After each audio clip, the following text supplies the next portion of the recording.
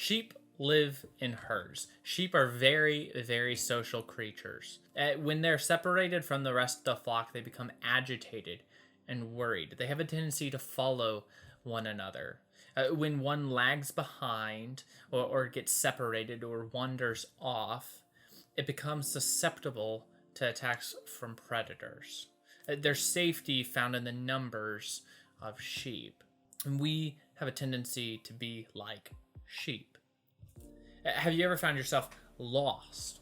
You didn't know where to go. You had just been walking along the path and you were kind of absent-mindedly just going through the motions, living day at a time. Your life started to blend together in this sort of blur, and you look back and say, oh, how is it 3 months later? What's happened in all of this time? And you look up and say, well, this isn't where I'm supposed to be. I wasn't planning on ending up here. How did I end up here? I thought I was walking in that direction. When we find ourselves off the path, when we find ourselves having gone astray, or maybe we've seen somebody else in our lives go astray, what do we do?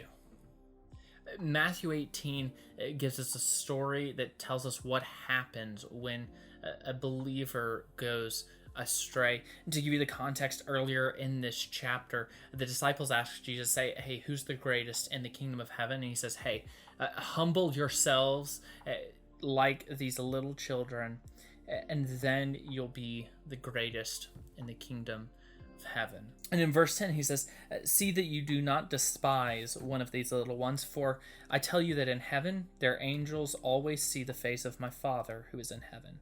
What do you think? If a man has 100 sheep and one of them has gone astray, does he not leave the 99 on the mountains and go in search of the one that went astray? And if he finds it, truly I say to you, he rejoices over it more than over the 99 that never went astray. So it is not the will of my Father who is in heaven that one of these little ones should perish.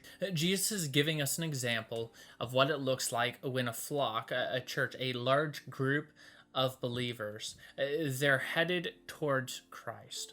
They're following Jesus, and one of these believers starts to go their own way.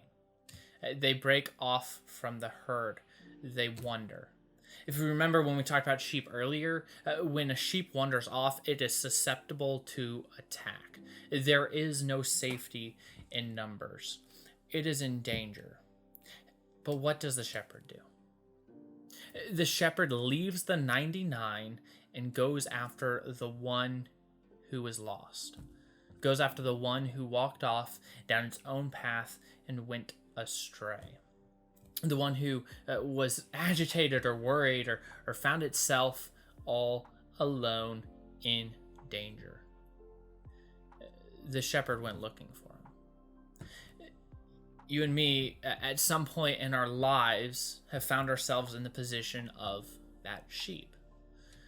We look up, we see that we're lost, we're broken, we're sinful, and in need of a savior.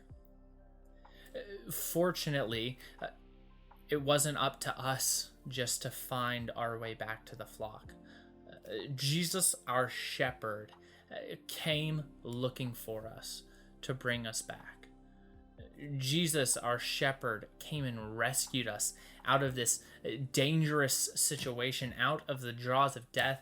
He came and he bought us back with his blood. When we think about greatness, it's very different from how Jesus thinks about greatness. It's not about all that we've accomplished here on earth or these successes we've had. It's not about all that we've accomplished or succeeded at. It's not about having lived perfectly.